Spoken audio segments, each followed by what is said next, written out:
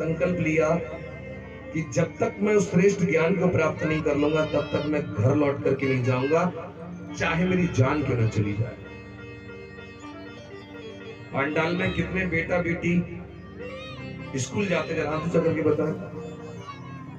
इतने सारे बच्चे स्कूल जाते हैं। आप लोग मुझे गौर करके सुनना जो अभी मैं सुनाने जा रहा हूं। यूं समझो कि ये तुम्हारे लिए सुना रहा हूं अभी मैं, ध्यान से सुनना।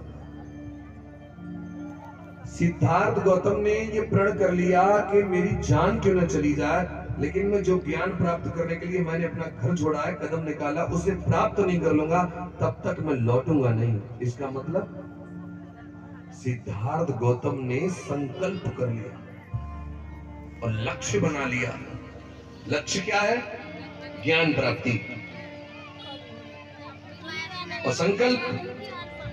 संकल्प है लौटूंगा नहीं। कितनी भी बाधाएं, कितनी भी प्रॉब्लम, कितनी भी परेशानी आए, लेकिन लक्ष्य नहीं बदलूंगा, संकल्प नहीं तोड़ूंगा जब तक प्राप्त नहीं कर लूंगा। और जब व्यक्ति ऐसा जिद्दी हो जाए तो वो चीज प्राप्त कर ही लेता है मेरे भाई। अब मैं तुम्हें एक बात बता रहा हूं, जब तुम किसी रास्ते पे आगे बढ़ो तो डेफिनेटली जब तुम रास्ते पे आगे बढ़ोगे तो परेशानियां आएंगी, तुम बार बार गिरोगे, लेकिन बार बार गिरो तो हिम्मत मत हार जाना कि अब मैं गिर गया तो अब नहीं कर पाऊंगा। अंग्रेजी में कहावत है, nothing is the impossible in the world if you want.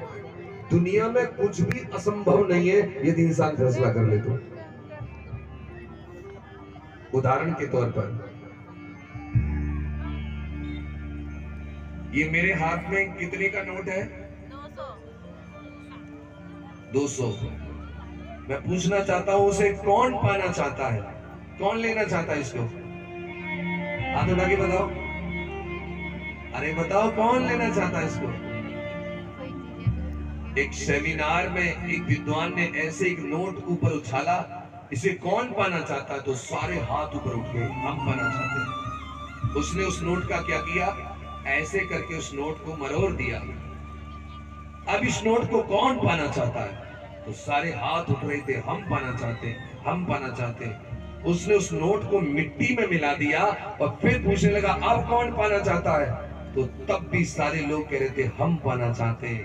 तो क्यों? क्योंकि नोट भले ही मिट्टी में मिल गया है, नोट भले ही मुड़ गया है, लेकिन अभी भी इसकी कीमत कम नहीं हुई है। तो तुम कितने भी बार गिरो, कितनी भी ठोकरें खाओ, लेकिन हिम्मत मत हार जाना, क्योंकि अभी तुमने हिम्मत नहीं